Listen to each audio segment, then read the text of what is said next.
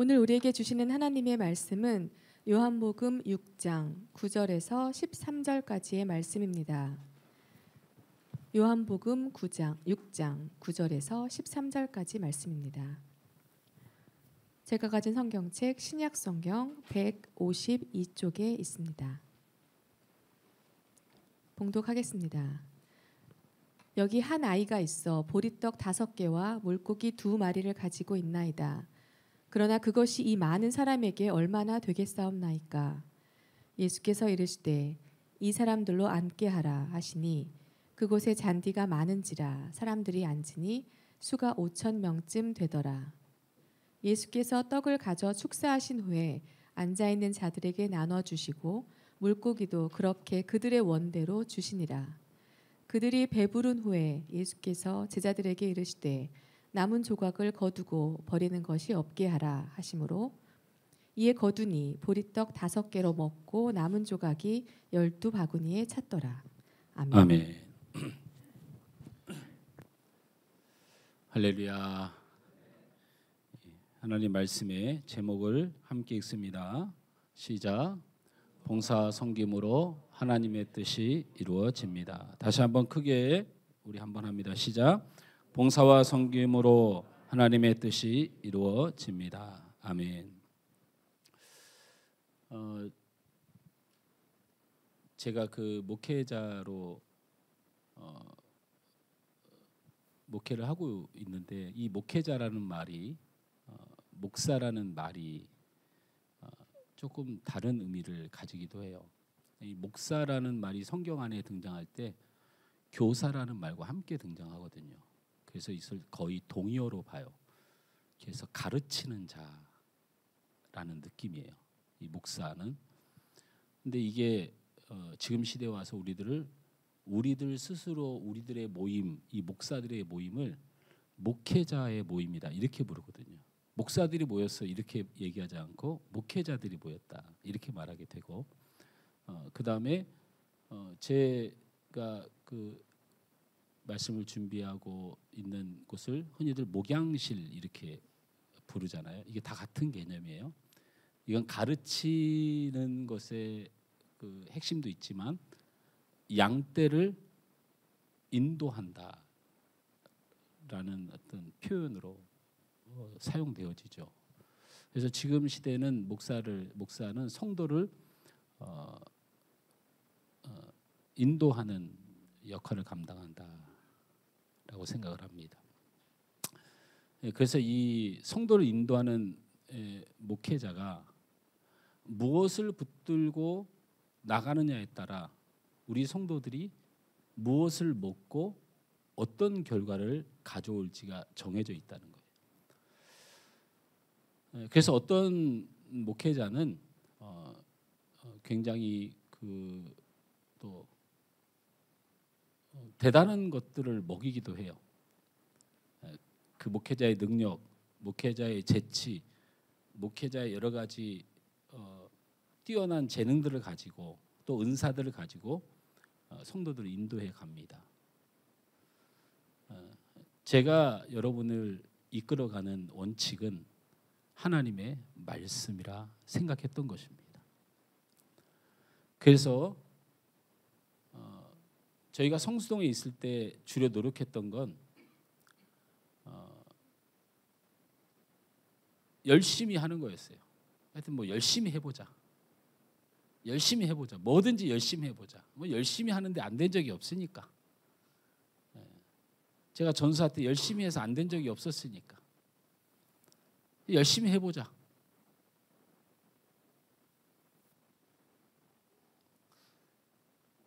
우리 이쪽에 와서 이제 7년이 됐는데 이 7년 동안은 내가 무엇을 잘못했나를 곱씹으면서 내가 하나님의 성도들을 하나님의 말씀으로 얼마나 인도했는가 고민하게 됐던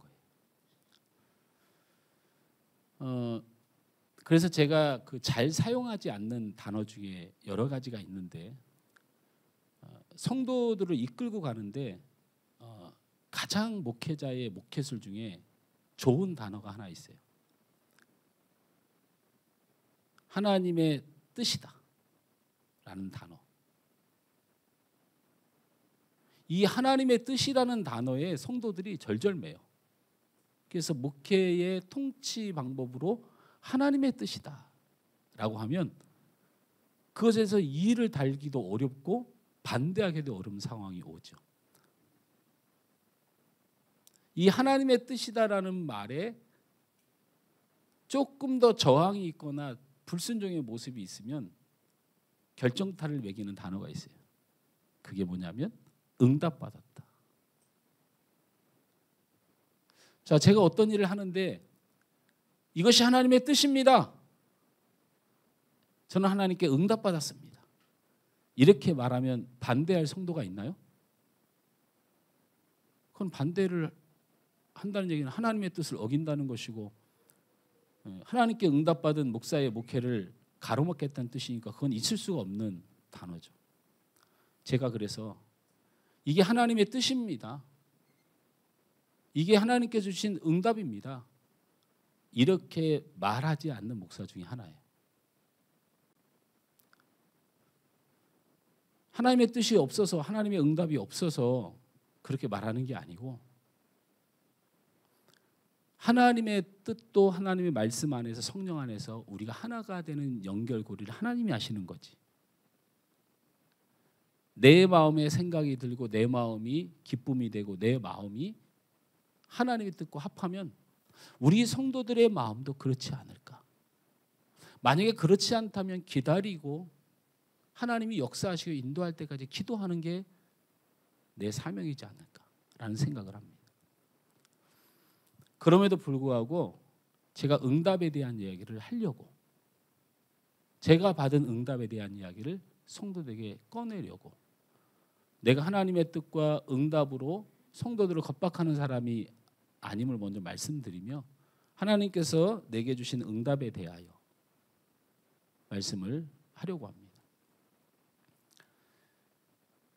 저는 목회를 재능과 능력과 실력으로 하는 줄 알았어요. 제가 신학교를 가면서 제가 부교육자 생활을 시작하면서 한 번도 부흥을 해본 적이 없어요. 아니, 한 번도 부흥을 안 해본 적이 없어요. 하는 일마다 칭찬받고 높임을 받지 않은 자리가 거의 없습니다.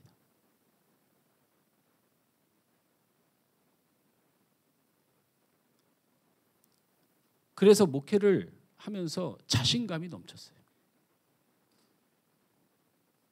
저희 부모님이 너도 형님과 같이 유학을 가서 공부를 해서 쌓아와서 네가 네 생각대로 목회가 되는 게 아니야. 목회가 그렇게 간단한 게 아니야. 세상이 그렇게 만만치가 않아. 수많은 얘기들을 했을 때 저희 사모하고 저는 괜찮습니다. 너 그러면 경제적인 지원도 없고 안 도와줘. 이렇게 말을 안 들어. 그런 말씀을 많이 하셨어요. 그런데 저에게 자신감이 있었다는 거죠. 안 된 일을 경험한 적이 별로 없어요. 주님의 일을 하는데. 진심으로.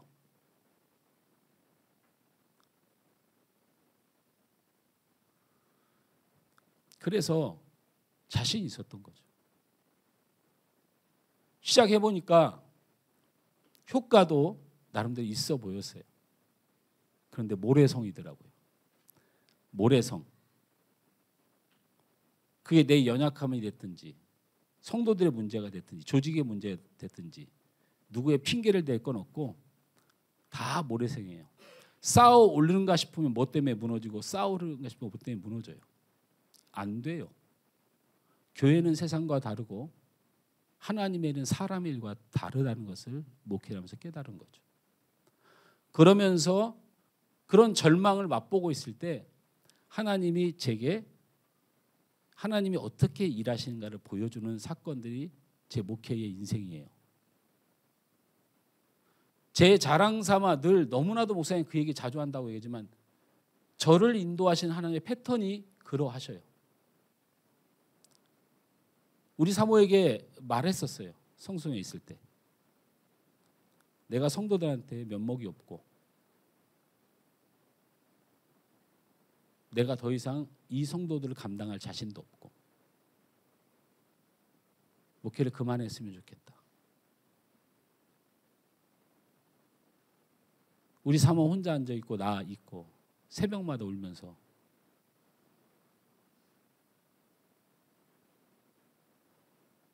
그 생각을 계속하면서 기도했어요. 그 후로 하나님이 내게 말기암 환자들이 치료받는 역사, 아이를 낳지 못하는 사람이 기도받고 아이를 낳는 역사, 한두 건이 아니고 자그마치 5건을 제게 보여주셨어요. 그래서 목회를 하게 된 거예요. 두려운 하나님을 발견했기 때문에. 교회가 불이 났어요. 교회가 부교육자가 교회를 개척해서 나가서 교회를 해요. 참 어린 나이에 별걸 다 겪어봤어요. 근데 물론 다 설명하지 않지만 100% 저의 부족함 때문에 생긴 일이에요. 어쨌든 그렇게 낙심할 때마다 절망 가운데 벼랑 끝에 나를 내모신 하나님이 살 길을 항상 열어주셨어요. 그게 하나님의 응답이에요. 벼랑 끝에 내 인생에 나를 살리려고 내려주신 생명의 길이 항상 있었어요. 그러니까 하나님은 나를 내 힘과 능력으로 살아가도록 두지 않고 내 힘과 능력 안에서는 결국에는 무너지는 모래성을 발견하게 하셨고 그때마다 내가 살 수 있는 길을 주셨다는 거예요. 그게 제 응답이에요. 그래서 벼랑 끝에 가도 어려움 중에 가도 환난 중에 가도 이제는 나를 향한 하나님의 뜻이 있겠지라는 생각 때문에 마음에 평안이 와요. 제가 그냥 이게 공예배 시간이고 이게 외부로 송출이 돼서 불편하긴 하지만 제가 뭐 지금 다른 사람 눈치 볼 이 여력이 없어요. 저는 여태까지 살면서 남의 돈을 빌린 적이 한 번도 없습니다. 저희가 1,500만 원짜리 지하실에서 전도사 생활, 강도사 생활을 했어요. 산 밑에. 집안에 돈이 없어서가 아니고 내가 부모님의 도움을 받거나 그 백을 의지하는 그런 사람이 되지 않기 위해서 우리는 노력했어요. 우리 아들 분유값이 없을 때에도 남의 돈을 빌리지 않았어요. 그냥 굶었어요. 우리 사모는 친정에 내려갔고 저는 교회에서 라면을 끓이면서 세 끼를 버텼어요. 여태까지 살면서 누구의 돈을 빌린 적도 없고 그런 식으로 목회를 배우지도 않았어요. 저희 아버님도 목회를 하면서 충분히 많은 사람들의 현혹에 넘어가서 크게 갈 수 있어도 교회가 빚을 지거나 성도들이 부담을 느끼게 하지 않는 목회를 지향하셨어요. 그래서 저희 아버님도 저도 목회를 하면서 어떤 빚을 지는 일을 한 번도 해본 적이 없어요. 이 교회를 건축하게 됐어요. 이 교회를 건축한 것은 제 의견이 아니었어요. 저는 그냥 교회를 없이 하고 카페에 가서 주일날 예배 드리고 지역을 위해서 뭐 할 것 없을까 고민하자고 기도원으로 불렀어요. 사역자들을.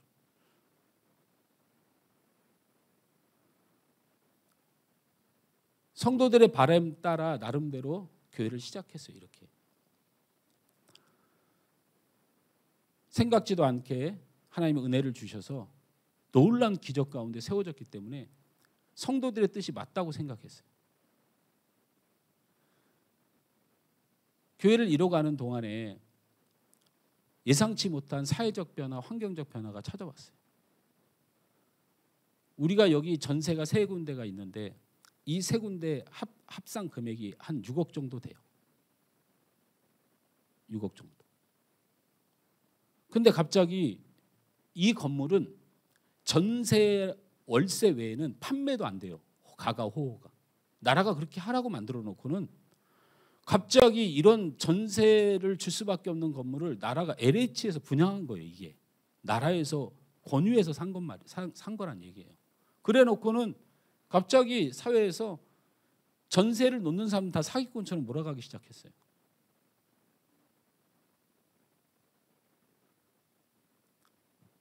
우린 전세자들의 돈을 한 번도 순환 안 시킨 적이 없어요. 교회는 이 교회를 제 이름으로 하거나 우리 성도의 이름으로 했으면 아무 문제가 없어요. 그래도 하나님 앞에 지킬 건 지켜야 된다고 생각했어요.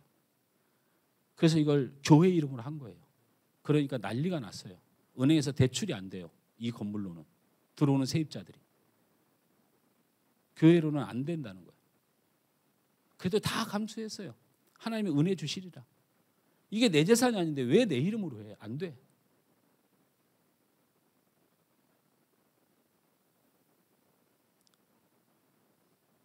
우리 성도들이 전세가 막히고 사기꾼으로 전략돼서 교회가 대출도 안 돼.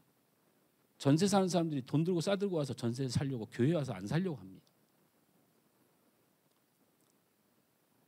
우리 성도들에게도 마음을 나눌 수 있는 분들에게도 그런 측면에서 우리 성도들이 교회에 들어와서 사는 게 가장 좋겠다는 생각도 많이 전달했지만 그것조차도 의미가 없는 거예요. 삶을 제가 주관할 수는 없죠. 그게 작년 봄의 일이에요.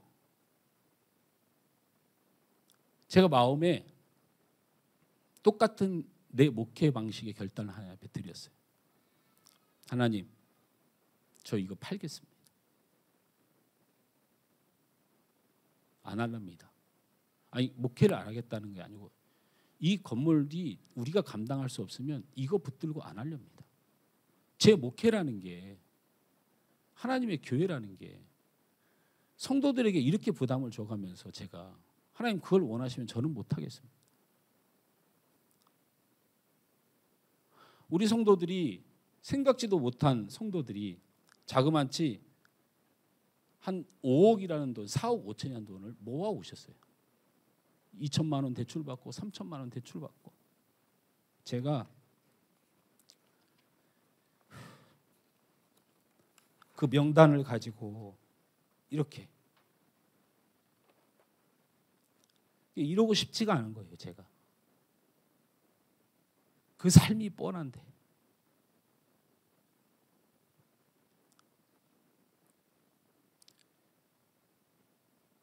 목회하면서 저는 사기꾼이 아니에요. 우리 성도들이 이런 어려움 속에 마음을 모아준 것이 너무 힘들어서 하나님한테 고만하고 싶다고 했어요. 그래서 이거 팔아가지고 빨리 돌려드리고 그랬으면 좋겠다고 기도했어요.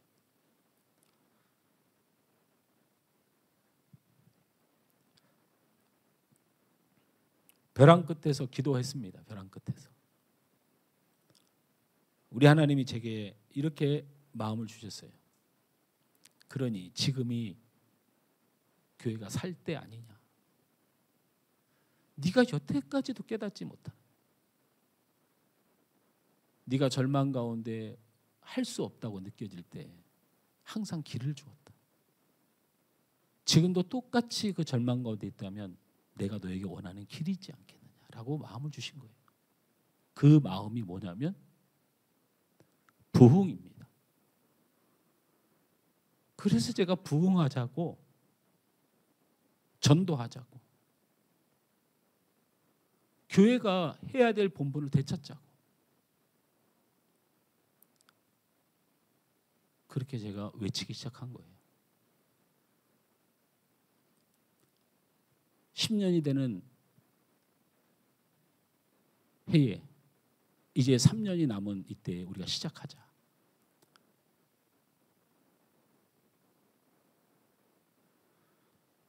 그렇게 마음을 가지고 우리 성도들에게 성경에 나와 있는 하나님이 들어 쓰시고 역사하시는 교회가 어떤 교회인지를 설교하기 시작한 거예요. 서로 사랑하지 않는 교회는 하나님이 영혼들을 안 보내줍니다. 그래서 우리가 사랑할 수 있는 자들을 사랑하면 누군들 사랑을 못하겠느냐. 죄인들을 위하여 십자가에 달려 죽으신 주님을 기억하여 우리는 사랑의 의무를 실천하자. 그래서 우리의 관계를 회복해 달라고 부탁을 드렸다.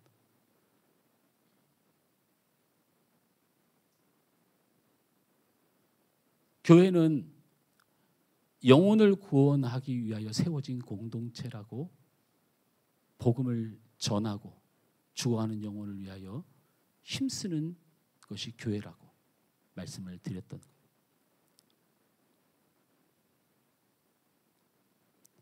오늘 세 번째 시간으로 그렇게 여러분에게 말씀하고 싶었던 거예요. 하나님의 뜻은 봉사와 섬김으로 이루어진다는 것을 기억하셨으면 좋겠다. 여러분, 오늘 오병이의 기적의 이야기 너무 잘 아시지 않습니까? 남자만 5,000명, 추론컨대 2만 명이 넘는 사람들이 모였을 때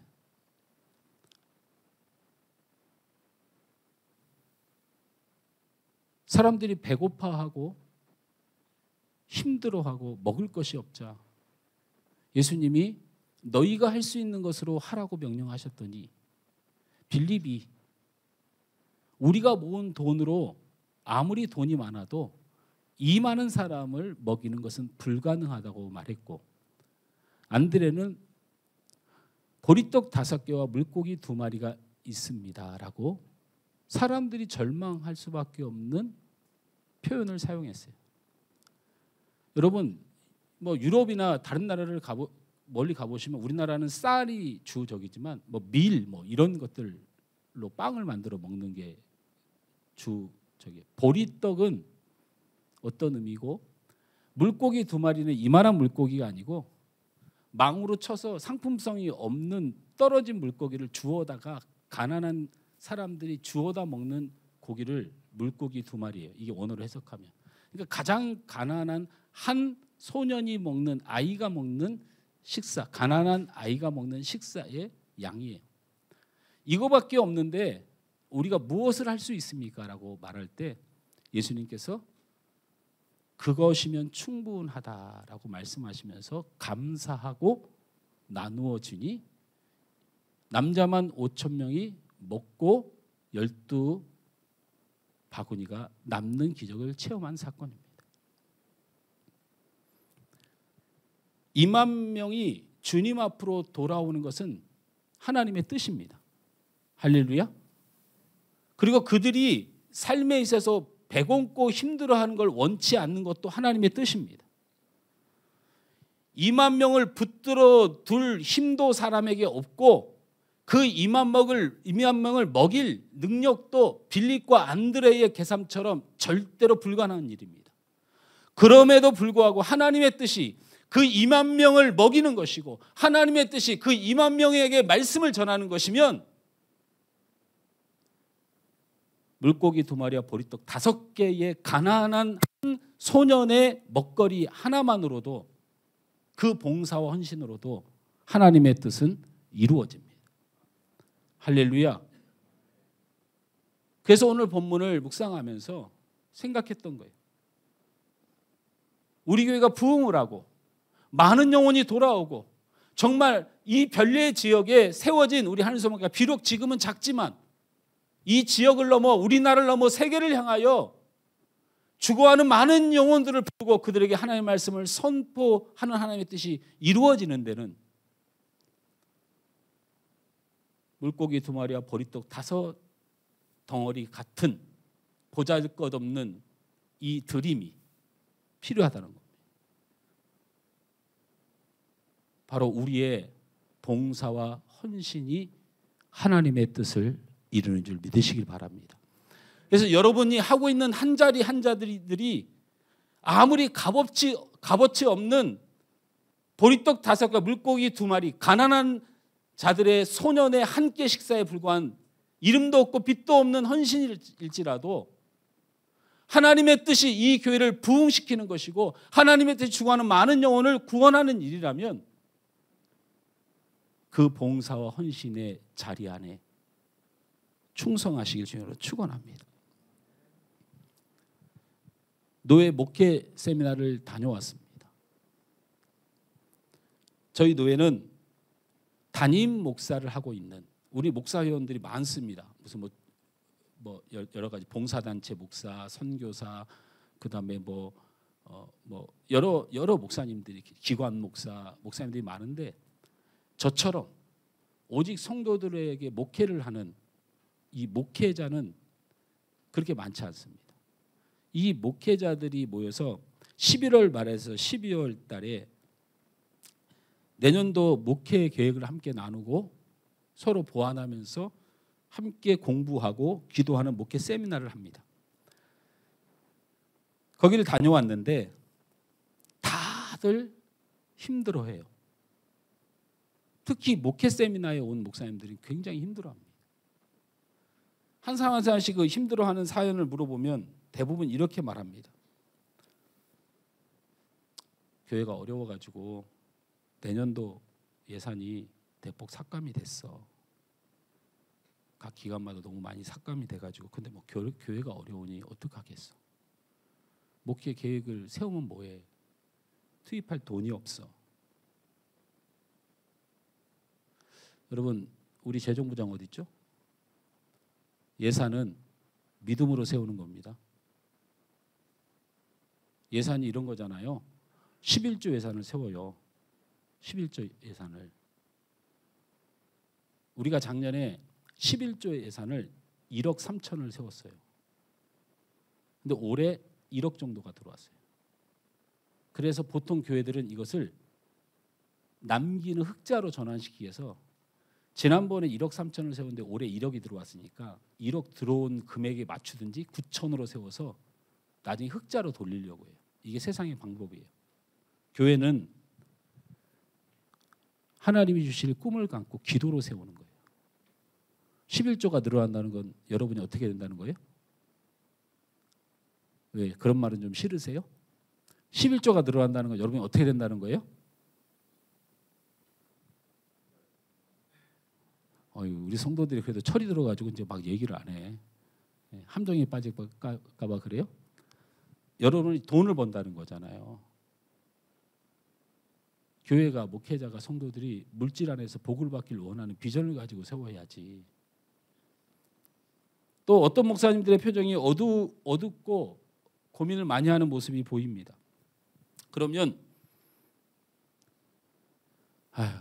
어느 가정이 떠난대. 이게 가장 치명타예요. 목회자들에게.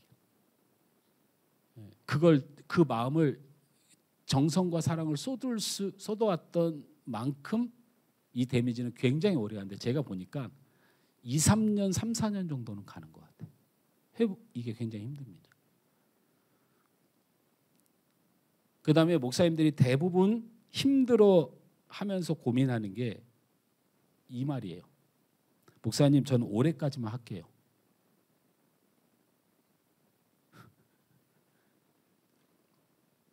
올해까지만 하세요. 무슨 하나님 앞에 사역이 어디 감정 싸움이고 소꿉장난하는 것도 아니고 뭘 올해까지만 하세요. 오늘까지만 하세요. 오늘까지.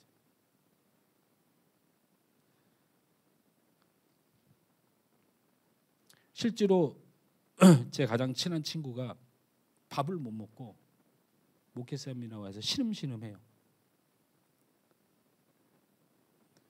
도대체 내가 가르친 성도들이 하나님 앞에 봉사와 섬김을 어떻게 알고 있길래 그런 말을 그렇게 수십 명씩 한다는 거예요. 그냥 올해까지만 하겠다는 사람들 설득하느라고 진이 다 빠진다.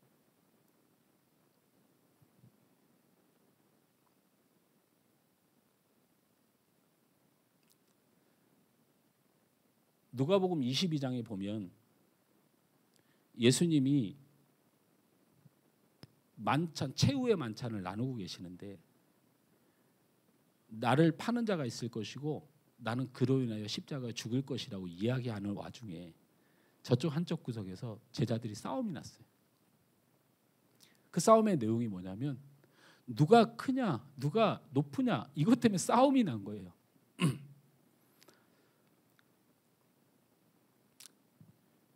참 봉사하면서 섬기는 삶이 어렵다는 것을 그 광경을 통해서 알 수가 있어요. 이 장면이 누가복음 22장에 나오고요. 누가복음은 24장까지 이루어져 있으니까 그냥 예수님이 딱 3년 사역하셨잖아요. 3년 동안 제자 훈련을 다 시켜놨더니 맨 마지막 예수님 짓기 전에 제자들의 모습이 뭐냐면 누가 높은 자리에 갈 거냐로 싸워요. 그러니까 참으로 봉사하고 섬기는 삶은 절대로 쉽지 않다는 걸 알 수가 있어요. 그리고 또 하나는 그 자리가 예수님이 잡혀 십자가에 죽을 수 있다는 이야기를 하며 눈물을 흘리시면서 이야기하는 그 상황에 그걸 얘기한다는 건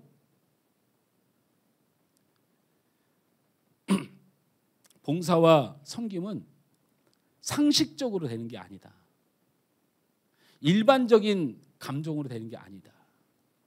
여러분, 우리의 삶이 높아지길 좋아하고 대우받길 좋아하고 인정받길 좋아하잖아요. 봉사와 섬김은 다 거짓이에요. 그거 안 된다는 얘기예요. 아무리 훈련시켜도 아무리 예수님이 죽어도 나는 내가 높아지는 게 중요하거든요.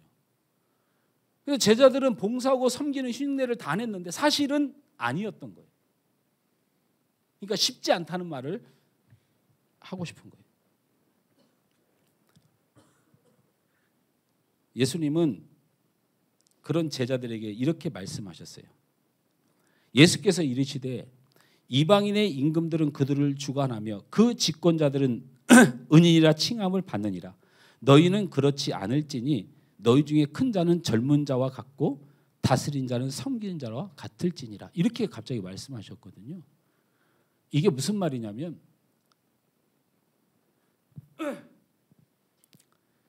세상 사람들은 자신이 주도하고 높아지는 것을 좋아하고, 그리고 세상 나라는 그런 사람들이 통치를 하고, 그리고 인정받는 걸 좋아하고 칭찬받는 것을 좋아함으로 봉사와 섬김을 하는 거예요. 봉사와 섬김으로 인정받고, 그리고 자기가 이렇게 많이 했다는 그 주관함이 통하도록 하기 위해서 봉사와 헌신을 해요. 제가 봉사와 섬김을 했으니 이 지역의 국회의원이 돼야지 않겠습니까? 봉사와 섬김이 사실은 자신의 높임과 인정과 존경을 받는 것으로 사용해요, 세상은. 그러나 너희는 그렇지 않을지니 하나님의 나라의 가장 높은 자는 자기 생명을 바쳐 희생하고 봉사하고 오로지 섬기는 자만이 하나님의 나라의 높은 자니라. 세상의 높은 자리가 아닌 하나님의 높은 자리의 위치를 섬기고 봉사하는 자의 차지라고 예수님이 선언을 하고 있다는 것입니다. 또한 우리가 잊지 말아야 될 것은 우리가 누구를 믿고 누구를 따르는가를 잘 기억해야 돼요. 우리 성도는 예수님을 믿고 예수님을 따르는 사람들 맞습니까? 맞습니까? 예수님께서 누가복음 22장 27절에 이렇게 말씀하셨어요. 앉아서 먹는 자가 크냐 섬기는 자가 크냐? 앉아서 먹는 자가 세상의 방법 아니냐? 그러나 나는 섬기는 자로 너희 중에 있느니라. 하나님의 나라의 높은 자리가 섬기는 자가 높은 자리에 있고 이런 거 다 떠나서 우리가 누구 믿고 사냐고요? 누구 따라 사냐고요? 누구의 제자이냐고요? 예수님의 제자들이잖아요. 그러면 예수님은 뭐라고 말씀하셔요? 나는 이 땅에 섬기러 왔노라 말씀하셨으면 우리가 따라야 될 도리는 섬기는 거 외에는 없는 거예요. 우린 그의 제자이기 때문에. 믿습니까? 그런데 우리가 그 섬김을 하다가 왜 우리가 힘들어 합니까? 봉사하고 섬기면 우습게 보는 경향이 생기는 거예요.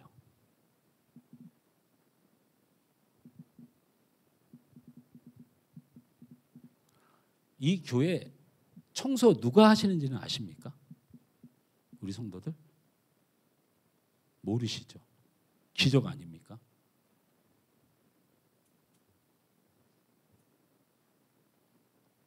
그걸 모르니 이 교회를 쓸며 닦고 청소하는 그 사람에게 수고하는 말 한마디를 7년 동안 했을 리 없잖아요.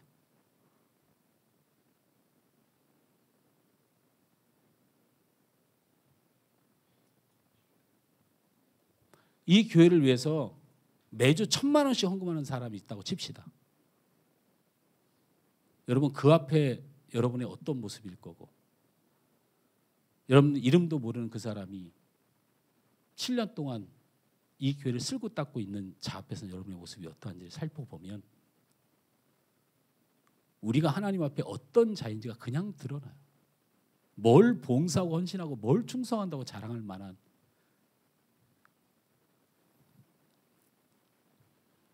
그만큼 섬기고 봉사하는 사람을 우습게 보는 세상의 경향이 우리 안에 있기도 합니다.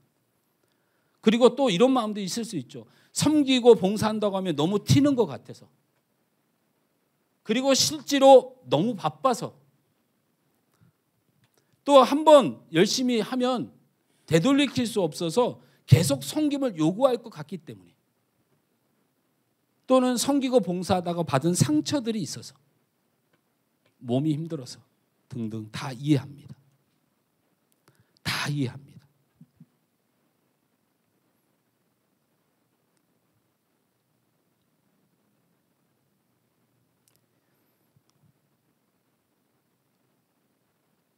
베드로전서 4장 9절에서 11절 말씀을 함께 읽어보면 좋은 교훈이 될 것 같습니다. 함께 읽습니다. 시작. 서로 대접하기를 원망 없이 하고 각각 은사를 받은 대로 하나님의 여러 가지 은혜를 맡은 선한 청지기 같이 서로 봉사하라. 만일 누가 말하려면 하나님의 말씀을 하는 것 같이 하고 누가 봉사하려면 하나님이 공급하시는 힘으로 하는 것 같이 하라. 이는 범사에 예수 그리스도로 말미암아 하나님이 영광을 받으시게 하려 함이니 그에게 영광과 권능이 세세에 무궁하도록 있느니라. 아멘. 오늘 성경 안에 베드로 사도가 교회를 목회하고 교회를 지원하다 보니까 이 봉사하는 일 때문에 교회가 난리가 난 거예요. 예수 복음이 안 모자라거나 성도가 모자란 게 아니고 봉사하면서 서로 원망과 시비가 자꾸 생겨요. 교회에 상처받고 떠나는 사람들, 섬기지 못함으로 상처를 받거나 섬김을 받지 못해서 상처를 받거나, 또는 섬기다가 이 봉사와 섬김 때문에 대부분 문제가 생겨요. 아마 이 초대교회도 이런 일이 있었죠. 근데 초대교회는 당연히 그런 일이 있을 수밖에 없어요. 예를 들면 에베소 교회가 있는데 에베소 교인만 있는 게 아니에요. 골로새 교회가 폐쇄당해서 그 성도들이 다 도망오면 에베소 교회 성도들이 되는 거예요. 그러니 안 그래도 기독교인들은 취업을 할 수가 없고 예수 믿는 것 때문에 생업에 제한을 받잖아요. 우리는 예수 믿는 것 때문에 생업에 제한 안 받잖아요. 여러분 봤습니까? 안 받잖아요. 돈 버는 걸 선택하지 예수를 선택하나요? 이제는 요즘 그렇게 얘기하면 성도 안 늘잖아요. 주일날 어디 장사해? 이런 말하면 교회 안 하겠다는 거잖아요. 주일날 빠진 사람이 있으면 왜 빠졌어? 이 말을 하면 목사가 정신 나간 사람이에요. 요즘은. 왜 당연히 해야 될 말을 못하는 세상이 되는지 잘 모르겠지만 어쨌든 그러다 보니까 성도가 많이 늘어나니까 봉사하고 헌신해야 되는데요. 여러분 봉사와 섬김이 처음의 시작은 다 기쁨으로 합니다. 다 좋아서 하는 거예요. 다 하고 싶어서 한다니까요. 그런데 이게 왜 무너질까요? 봉사와 섬김에도 성경에서 말하는 하나님의 원칙이 있어요. 그 첫 번째가 뭐냐면 읽어봅니다. 베드로전서 4장 10절 같이 읽습니다. 시작. 각각 은사를 받는 대로 하나님의 여러 가지 은혜를 맡은 선한 청지기 같이 서로 봉사하라. 은사를 받은 대로 해야 돼요. 이 은사를 받았다고 하는 것을 기가 막히게 이렇게 해석하는 거예요. 하나님이 막 뭐 퍼부어준 은사를 얘기하는데 원어로 가면 재능이에요. 그러니까 이걸 제발좀 그냥 막 하면 안 돼요. 재능대로. 다시 말하면 내가 가진 천성, 내가 가진 성품, 내가 가진 일반적인 능력을 따라서 일해야 돼요. 이해가 되십니까? 제가 이런 건 전혀 결에 맞지 않지만요. 여러분 제가 어떻게 좀 그 교만해 보입니까? 아니 제 외모라든지 그다음에 그 성품이 좀 그러면 내가 좀 강해 보입니까? 그 말이 그 말이잖아. 교만한 거나 강한 거나 그 같은 얘기 아니에요? 온순한 거나 얌전한 거나 같은 얘기고. 그러니까 제가 좀 강해 보이잖아요. 강한 사람이 약한 척 하는 데 가서 일을 하면 일이 될까요? 약한 사람들이 있는 곳에서 강한 사람이 가면 내가 계속 말하게 되죠. 약한 사람은 할 말 있어도 안 하게 되죠. 제가 예를 드는 겁니다. 저를 두고. 제가 말하는 걸 좋아하나요? 듣는 걸 좋아하나요? 아니 그런 말은 아니 여러분 진짜 가만히 내가 진짜 생각해보니까 여러분 나를 어떻게 보고 있는 거예요? 저 듣는 걸 좋아하는 사람입니다. 제가 말하는 거 좋아하나요? 듣는 거 좋아하나요? 그래요, 듣는 거 좋아해요. 제가 예를 들면 여러분의 처음 잘못된 생각으로 말하는 걸 좋아하는 사람이라고 칩시다. 제가 말하는 데 있어야 되겠습니까? 듣는 데 있어야 되겠습니까? 제가 사람의 됨됨이를 떠나서 우리는 때로는 냉혹하게 냉철하게 내가 가지고 있는 성향과 내게 있는 재능에 대하여 고민하면서 선택을 해야 되는 거예요. 희한하게 이게 성경에 나와 있어요. 성경에. 두 번째로 원칙이 있어요. 베드로전서 4장 11절 말씀을 함께 읽습니다. 시작. 만일 누가 말하려면 하나님의 말씀을 하는 것 같이 하고 여기서부터 중요합니다. 시작. 누가 봉사하려면 하나님이 공급하시는 힘으로 하는 것 같이 하라. 이는 범사에 예수 그리스도로 말미암아 하나님이 영광을 받으시게 하려 함이니 그에게 영광과 권능이 세세에 무궁하도록 있느니라. 베드로가 성경을 많이 안 쓰는데 가장 위대한 사역자고 사도인데도 성경을 베드로 전후서 딱 하나 썼어요. 베드로가 뭐 때문에 쓴 줄 알아요? 예수를 믿는 사람들이, 하나님의 사람들이 봉사와 섬김의 정신이 무언지를 모르고 싸움밖에 나서 교회가 난리가 나는 거예요. 그래서 두 번째 원칙으로 뭐라고 얘기했냐면 힘을 하나님 앞에 공급받아라. 봉사의 원칙은 다른 말로 말하면 교회에서 봉사하고 섬기면서 사람에게 에너지를 받으려고 하면 100% 실패합니다. 하나님의 공동체는 그게 허용이 안 돼요. 그래서 봉사와 섬김이 한국교회에서 100% 실패하는 이유가 뭐냐면 우리 모두가 사람에게 인정받고 사람과 통하기를 원하고 그렇게 사람이 알아주길 바라는 게 죄가 아니고 우리는 원래 그렇다. 그럼 안 알아주는 걸 좋아하는 사람이 어디 있어요? 여러분 식당에서 밥을 먹을 때 오늘 점심 뭐예요? 예? 오늘 점심이 그거예요? 저는 몰랐네요. 예, 나는 오늘 점심 그냥 또 밥 먹을 때 먹고서 이거 맛없네. 시험 들죠? 한 사람이. 이게 신앙과 관계된 일이에요? 제가 밥을 먹고 들깨된장국을 먹고 오늘 들깨된장국 맛이 없어 이러면 김 권사님 시험 들어요 안 들어요? 아마 교회 떠날 수도 있어요. 들깨된장국 맛없다는 말 한마디에 교회를 떠날 수도 있어요. 그죠? 누구나 다 너무 맛있다고 하는 걸 좋아하겠죠. 그건 신앙과 상관이 없는데 교회는 그런 일이 벌어질 수 있다는 거예요. 나는 열심히 했는데 나는 최선을 다했는데 보는 시간과 대하는 사람들 무관심 이것까지도 포함해서 내가 죽어가요. 근데 성경은 뭐라고 얘기해요? 그러니 전도자를 대접하는 게 가장 큰 일이었거든요. 성도를 보살피는 일은 서로 사정을 아니까 이해가 되지만 복음 순례자들이 너무 많았어요. 그러니까 도망자들이죠. 복음을 따라 쫓겨다니는 사람들이에요. 골로새 교인들이 오면 대접을 해야 되는데 이 사람들이 고맙다고 하고 가나요? 안 갑니다. 일단 자기도 살아야 되니까 특별히 인사 같은 거 하니까 자꾸 상처를 받는 거예요. 베드로가 말했어요. 봉사하려거든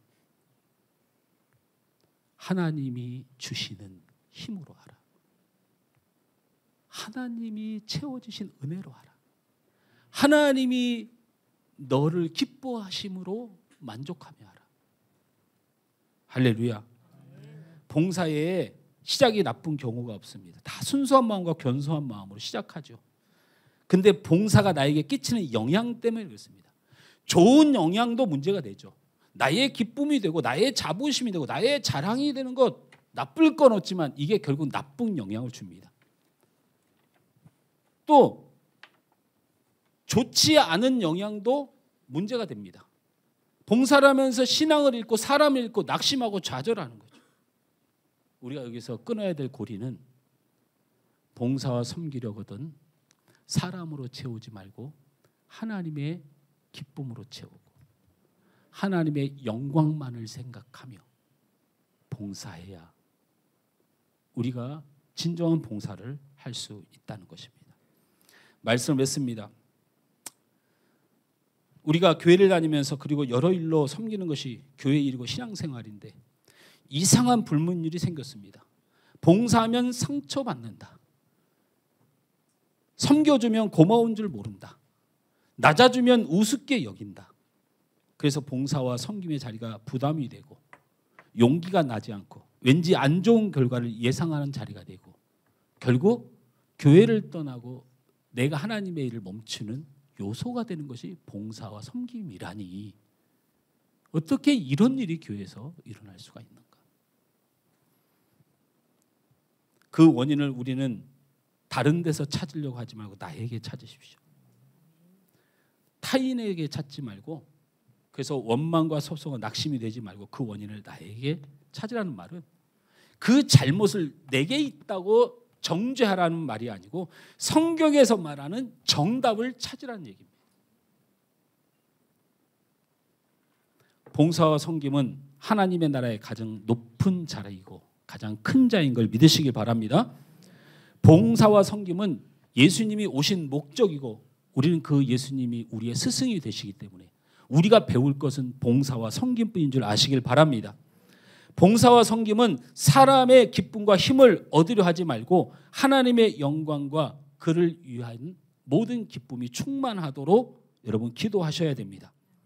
봉사와 섬김은 성경에 반드시 높임을 받고 상을 받고 봉사와 섬김으로 손해본 물질과 감정과 삶은 하나님이 반드시 채워주신다고 약속하셨습니다. 또한 제가 시간이 없어 성경을 못 읽었는데 성경을 다 읽어드리면 더 믿음이 생겨서 제 말이 사실입니다. 그래서 계시록의 가장 큰 복을 설명해드리면 계시록 2장 10절에 너는 장차 받을 고난을 두려워하지 말라. 볼지어다 마귀가 장차 너희 가운데 몇 사람을 오게 던져 시험을 받게 하리니 너희가 10일 동안 환난을 받으리라. 내가 죽도록 충성하라. 그리하면 내가 생명의 면류관을 너에게 주리라. 충성하라가 봉사하며 희생하다라는 뜻이에요. 여기에 생명의 면류관은 구원이 아닙니다. 생명의 면류관은 구원이 아니에요. 하나님의 나라의 구원 말고 하나님이 영적인 큰 축복을 주시겠다는 거예요. 생명을 주시는 분은 하나님인데 하나님의 높임까지는 아니겠지만 봉사와 섬기는 자가 받아야 될 상에 대하여 언급하고 있어요. 2025년에서 27년까지 3년의 배가봉을 위하여 하나님이 우리를 막다른 길로 몰았다고 저는 그렇게 응답받았습니다. 2025년은 그 부흥을 위한 첫 출발을 합니다. 섬김과 봉사가 없이 교회는 설 수 없고 하나님의 뜻은 이루어지지 않습니다. 물고기 2마리와 보리떡 5개 가난한 자의 드림이 2만 명의 하나님의 뜻을 이룬 그 이름을 증명하듯이 우리의 자리에서 그 부족한 헌신과 섬김을 통하여 우리 하늘소망교회가 주의 영광을 드높이고 이 땅에 많은 영혼을 구하는 교회가 세워지도록 여러분 봉사와 섬김을 새롭게 하시기 전에 축원합니다.